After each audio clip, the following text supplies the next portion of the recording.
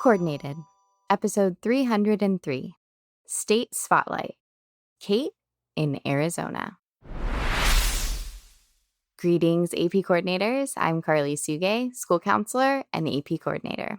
Thanks for joining us. It's Monday, November 24th, 2025, and today we are continuing our coordinated road trip series where I am traveling all across the country, virtually, of course, shining the light on AP coordinators and their programs. We're heading to Chandler, Arizona today to speak to an AP coordinator and assistant principal, Kate Copic. We're here for tips, tricks, best practices, and in this series, learning more about the people that do this job too. AP coordinators. They're just like us. Wait, they are us. It's time to do this. Let's go, AP coordinators. It's time to get the podcast queued up and our favorite road trip snacks ready. Where are my Oreos? It's time to get coordinated.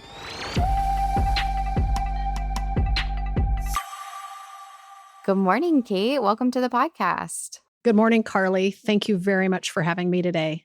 Kate, I'm especially excited to be back virtually in Arizona.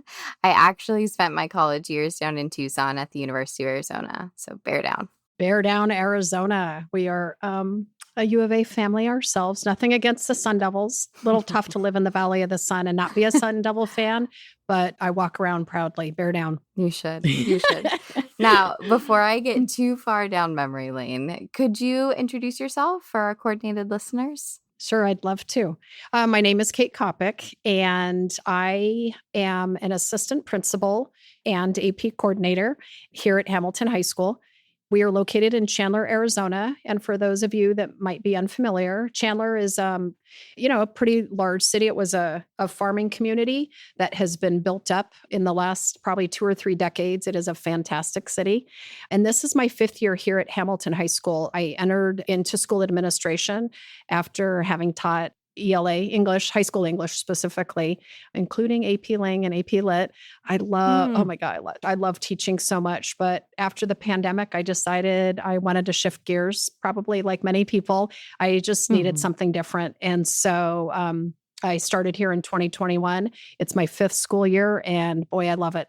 Amazing. So I actually have some very good college friends that went to Hamilton back in our day. They have super great memories of high school and especially all the sporting events. They speak very highly of their teachers and the friends that they made along the way. So can you tell us a little bit about Hamilton High School? Oh, I would love to. I am proud to work here. It is a school of excellence. It really is. What makes Hamilton, I think, special and kind of unique is in this community, as I stated, it has been built up. And so in 1998, Hamilton opened, but it was the first high school in the city of Chandler after almost 100 years. Chandler High School opened probably 85 or 90. Well, I don't know, 100 years. Let's just round up 100 years ago. And so it was a big deal for this community that a new high school was opening, and it really attracted people. People came in. And with the establishment, especially with the original school principal, Hamilton High School has a very strong tradition of excellence and doing very well academically as well as athletically. And we use like the motto, we call it TIE, tradition, integrity, and excellence. And it's really, a framework around how we live, how we make decisions, how we support, how we serve within this community. And so Hamilton has a strong history of excellence and a strong history of tradition. And it's what makes us pretty special and pretty unique. And I think it's why people come here. And because we are able to attract people, they contribute to this tradition of excellence. I love that. It's such a small world that out of all the high schools in Arizona, I get to talk to you. It kind of feels like you're a celebrity knowing people at Hamilton. So speaking of celebrities, Kate, I wanted to start by asking if there are any famous alumni from your school. Well, there are. Cody Bellinger, right? Major League Baseball. He had signed a jersey and it's hanging in. We have a athletic hallway of excellence and so many awards and banners. And he's got a signed jersey down there. Cool. We also have a hallway for academics. We place emphasis on both athletics and academics. But Also in the athletic world, I would say NFL player Terrell Suggs. He's preceded my time here. I think he might have been in one of the first graduating classes. I would say UCLA infielder and number one MLB draft pick next year, Rock Chalowski. New Orleans Saints starting quarterback Tyler Shuck. And I think Broadway star and actress Christina Abelardo. Students certainly know who she is, right? She does a lot of voice work and stuff. And then I always, as a academic, as I would describe myself personally, I always like to take a look at AP students as celebrities. Here at Hamilton, we do an annual AP breakfast where we want to honor and celebrate and give shout out to our local AP celebs, right?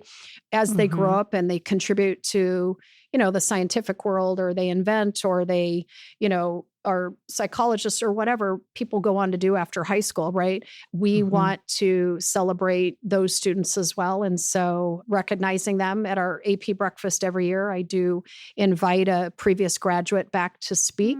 Last year, I had invited a student who graduated, 7 years ago or so, and he was attending Duke. No, he had attended Duke, forgive me.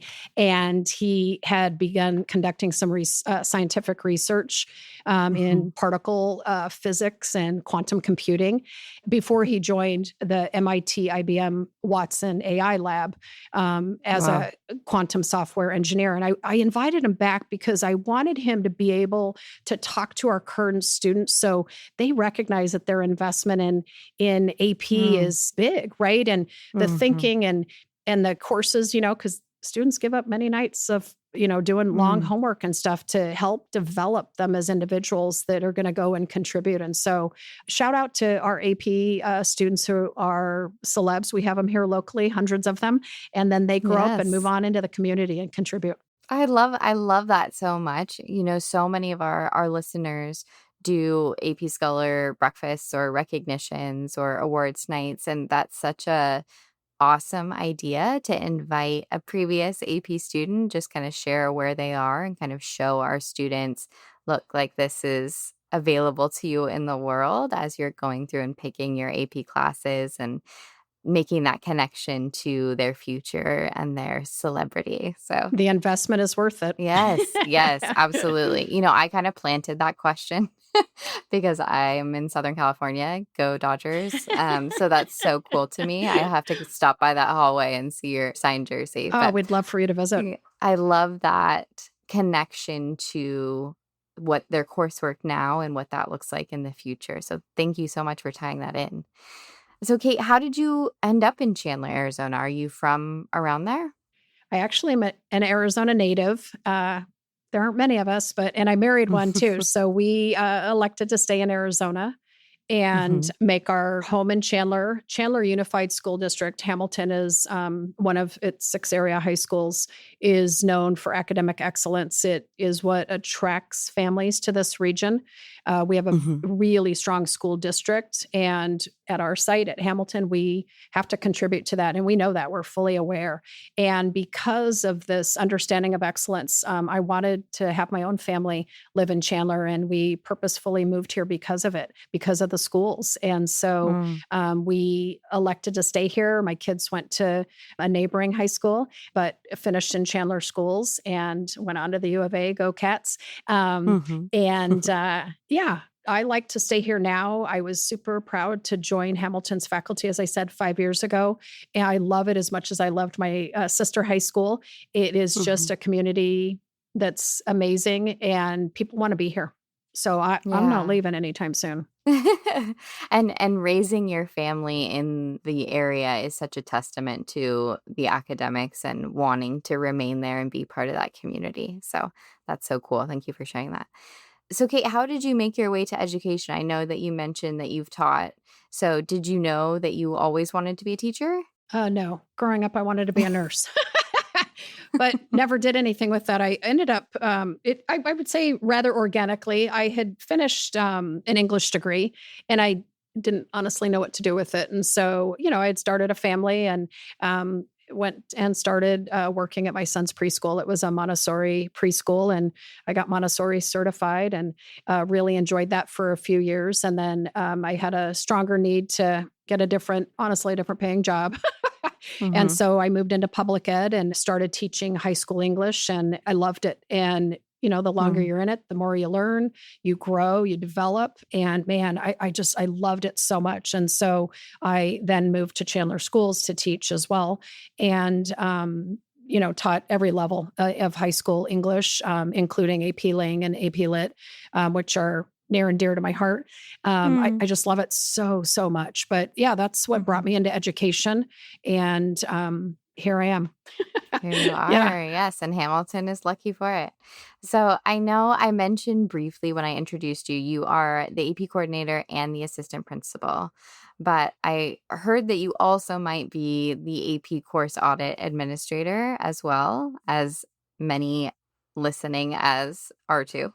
So how does that tie into your role? So good question. I am an assistant principal. We have several here, but my role is kind of unique because some of my main responsibilities center around AP coordination because our program is so large. Mhm. A couple weeks ago, I placed our exam order. We'll probably run about 2,500 exams next year, and roughly 1,000 students. And um, ensuring, I would say, the integrity of those courses is, super Mm. important. When I was new to the role just last year, this is only my second, even though I've been in administration for 5 years. It's only my second year as coordinator because my responsibilities have shifted a bit in the last few years. And I came to this not knowing much from a teacher end, yes, but not from a coordinating end. Mhm. And certainly I didn't know much about course auditing. And so I had to really look into that and dive into that. And, I logged in to AP Central and I looked over the course syllabi for the courses that I was Mhm. unfamiliar with, which was really most of them, right? In the math and science or arts, I didn't know much about stuff. And so, I take a look to see, what the course offers. And it was a lot of education because we offer 31 courses now, and meeting with teachers and seeing what they're doing in their classrooms. I am afforded the opportunity to go in and visit and to see what they're doing and to talk to them about AP curriculum and what that looks like. And, a college level criteria is being met within that course because that's, Mhm. what we're saying that we're doing as a school who offers these amazing opportunities to students. And so I probably still have the most growth in that area. The coordinating, the course audit portion, the coordinating, of course, baptism by fire Mhm. last year, learning all of that. But I would say Mhm. continuing to work because I set, growth goals for myself as a school leader, and I would say that's still a work in progress. We have a lot of Mhm. courses that every time I go in and observe a class, I mean, I'm just amazed. My old school Mm. didn't, as just an example, we didn't offer AP seminar. And to walk into a classroom and observe, 15-year-olds doing the work they do in the course, like, Mhm.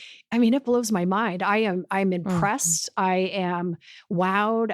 Anyhow, it's a lot of work, but Yeah. I have the opportunity where I can connect with teachers and their courses. And I say, hey, talk to me a little bit about this. And, I look to see what they're doing and what they say they're going to do in that course to ensure that it's done with fidelity. Yes. Wow. I know that many of our listeners can relate and are in a similar situation as you where they are juggling multiple roles, me included. At my school, I'm the AP coordinator, the AP course audit administrator, SSD coordinator, and I'm a counselor. So, have you found any magic tricks that seem to work for you in keeping it all together and organized? Well, certainly I have tremendous support and I need it because AP is one of probably 8 major areas of responsibility that I have as assistant principal here at a large school, right, that serves 3,300 kids. And so I have other areas of responsibility. And so I can't work on this full time, right? I have Hmm. to section off time each week, probably like other people, where I have to concentrate on that. We do. Even in the spring, some intense AP work time, and we block it out on our calendar, my assistant and I do, so we can get stuff done. But I am blessed to have support staff that is here every day to help support me. We have a assessment facilitator for the whole school, right? For all the state exams and district exams that students have to do. But fortunately for me, he is able to support AP exams. And so he serves as our SSD coordinator. And I'm Mhm. super thankful for that. So I oversee and do a lot of the coordinating. But, the reality is on the day of exams, I'm running around like everybody else. Everybody's got to pitch in, I think, to do it. Mhm. But we have tremendous support at the school, one in large part to our size. We have staffing that can help support those efforts. And I mean, shout out to everybody who pitches in and helps, up Mhm. to and including, Mhm. teachers who are prepping and preparing kids. So, or even students who show up. So we need everybody to kind of Right. contribute. Right. That's a really good perspective, is that we can reach out to people around us to support us in this AP coordinating endeavor. And I know you mentioned it is a very large program over there at Hamilton. So what would you say is one of the challenges you face as a larger AP program? So I would say two things. One, we are working in a district that has declining enrollment. And so we're very mindful of our future and planning for that. We don't have new growth in this area. Chandler was a farming community, and those fields have been replaced with housing, and it's fully built up. And so we know we're not going to grow more as a district. And so we're planning for that future. And so Mm. that is, whether we call it a challenge, it is something that's ever present. It's part of, we Mhm. want to always encourage kids to take AP courses. I wish every kid would try one course at least once. I wish I could require that, but I can't. Mhm. So just continuing to work with kids on that, to encourage, to get them to try, because when they enroll, we can offer the course, right? And then I would say the logistics of the actual testing day, as I said, Mhm. right? It's my fifth year as an assistant principal here. However, it's only my second year coordinating. And last year, boy, I mean, baptism by fire, right? Like Mhm. the logistics of those 2 weeks were real. And so just learning all of that and Mhm. navigating it, it was all solvable. But just Mhm. navigating that was a bit challenging for us. Mhm. Mhm. Yeah, that's such a good point, that there is things that come up along the way. And I know a lot of people listening, could be taking over a larger program this year, and just hearing that it happens. We go through it, but there's ways to reach out to support and get those things handled is helpful to hear. So, Kate, how do you decide when to add additional? I know you already have 31 classes, but how do you decide when to add additional AP courses, or have you added any new AP courses recently? Um, Not recently. As our enrollment shifts and changes in our district, we want to offer anything that students have interest in, right? So Hmm. we, like most schools, we usually have our registration enrollment completed by January or February, and we start planning for the following academic year. And we list all of our courses on there. And because if there's enough interest, we want to offer a course. Hmm. Hamilton has a strong history of having really good teachers here who can attract kids to programs sometimes Mm. because they've done it, and word gets out and then people want to take it. But conversely, the same thing can happen, right? If a strong teacher leaves, the program sometimes may not take, right? And so we lost Hmm. a course last year that I wish we could offer. But teachers have reputations when they're strong and kids love them, and they depart for employment or retirement or whatever reasons, that can change and shift what we're able to offer. And so we want to offer anything that students have interest in enrolling in. The beautiful thing at our site, because we are able to do it, I will offer an exam. If students want to self-study, even if it's a single kiddo, I'm willing to offer Mm. that and support Hmm. students in doing that. And so we had some last year, and we have some again this year, where students will self-study, and we will offer the exam. Even if it's one kiddo sitting there, I will provide a proctor for Wow. that. Wow, that's really cool. There's so many opportunities within AP for students to be able to kind of introduce themselves to new subjects, new topics. And so being able to know that they could self study something that they're super interested is a really cool opportunity for them. So, speaking of opportunities, as being the AP coordinator, what do you think is something unexpected that has come up from this AP coordinator journey for you, Kate? I would say, figuring out how everything works. The learning Mm. curve was high. Mhm. But again, I am well supported and I recognize that not everybody has that. I'm fortunate enough to have the previous AP coordinator just still serving as an assistant principal downstairs. And Mhm. so if I had to lean on her, she is certainly available. But just Mhm. not knowing last year what I really needed to do. But luckily, College Board publishes a lot of information. And so all you really have to do is seek and find, right? And find what you need Mhm. because the answers really are there. So last year, just I logged in and, did the chat with the coordinator. I listened to a couple Mhm. of the podcasts. I do follow the Facebook group because you learn Mhm. a lot. And even though different schools around the country, their circumstances are different, their school size is different, or their courses might be different. Sometimes they just say one thing that I can connect Mhm. with, and I'm like, oh, I can do that. Or they offer an idea, and I'm like, oh my God, I never even thought of that. Right. And so Right. all the resources that are available, I think, are super important because I was just looking to extract one thing.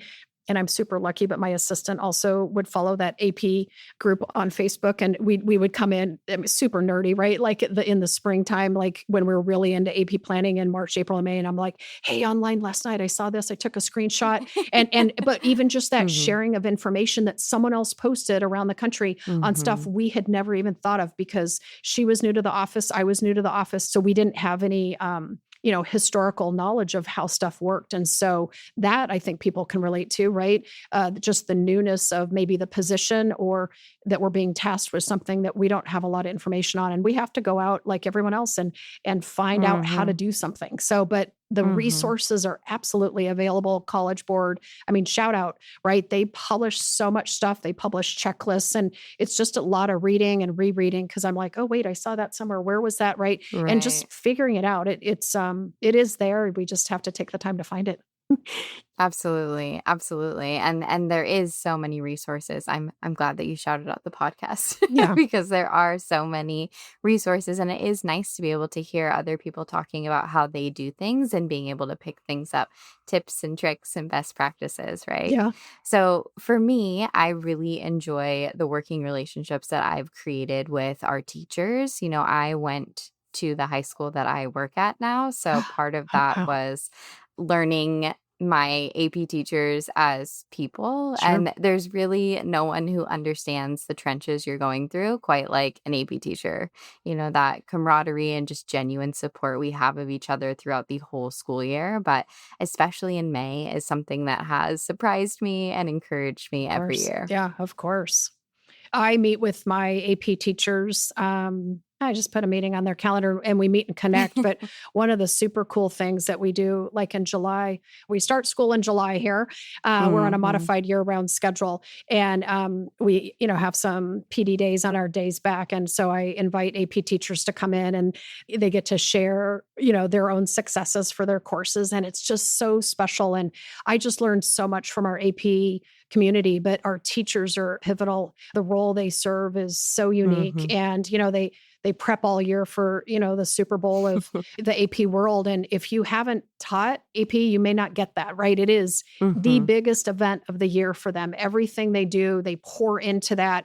And just the release the day after, right? The celebrations that are in Mhm. classroom the day after the exam, right? Or even that, if it was a morning exam, if the students have the teacher that same day in the afternoon, I mean, they're downloading, they're decompressing, and it's a Yeah. how to go, celebratory time and, how they're feeling. And then unfortunately, because we are on modified year round, we have to get back to academics the last couple of Yeah. weeks of May Mhm. after the exams. But yeah, shout out to our teachers. I mean, we wouldn't be able Mhm. to do this without them. Very, very true.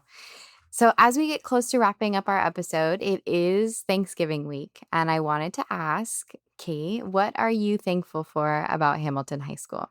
Well, luckily for me, that's easy to answer. I'm super thankful for my Hamilton community. I love working here. I love living in Chandler. I love working in Chandler. It is a community of excellence. We have it in our athletics, we have it in our academics, and it's felt. It's part of the way we live with what we do here, right? We have just such strong tradition of excellence, and I am thankful for everyone that contributes to that because of those efforts that people put in every day from just the job tasks that they're doing to the work that's being done in classrooms. We can offer students the very best. It's, of course, why we're in education, right? To serve students. And I am thankful for everybody that contributes to that, because without each of us doing our parts, we wouldn't be able to offer what we have here. And so I'm thankful for everybody that contributes to this community. Thank you for being here and sharing all of that about Hamilton High School. Thank you so much for coming on the podcast to share about yourself and your AP program. I hope you have a wonderful holiday season and a great school year. Thank you, Karli. Same to you. It's hard to believe that the holidays are upon us, and we're going to move into our spring semester, and boom, we all know, right? Yeah. The specifics of planning will begin after the first of the year. So yes, I hope everybody takes time to relax and enjoy this fall season. Yes, it's coming. Yes. Well, before I let you go, though, I do have one more final question for you. What's one thing that you're doing right now for your AP program that helps keep you, coordinated? Thank you. Good question. Funny you should ask.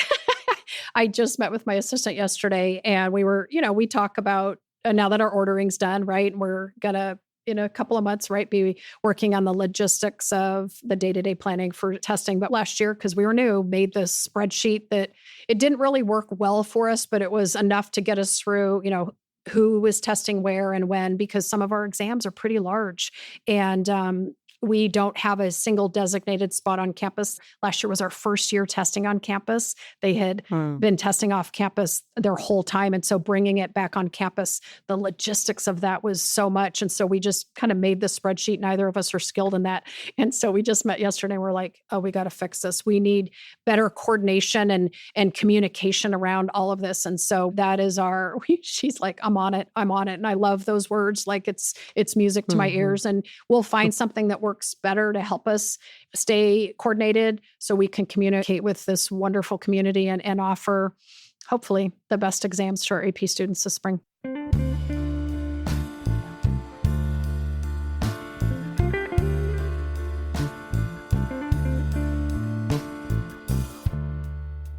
Special thanks to our AP Coordinator Spotlight today, Kate Copic from Hamilton High School in Chandler, Arizona. Abby and I will be back next week with a conversation about wrapping up 2025. Time is flying. We look forward to talking with you then. And for all our support of AP students, yep, our support, AP coordinators, we are truly good as gold.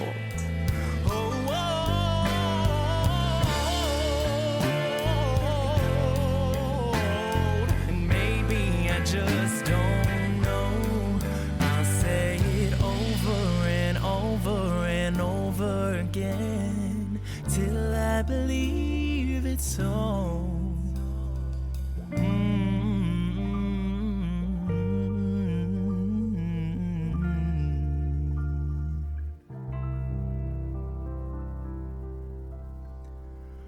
I'm good as gold.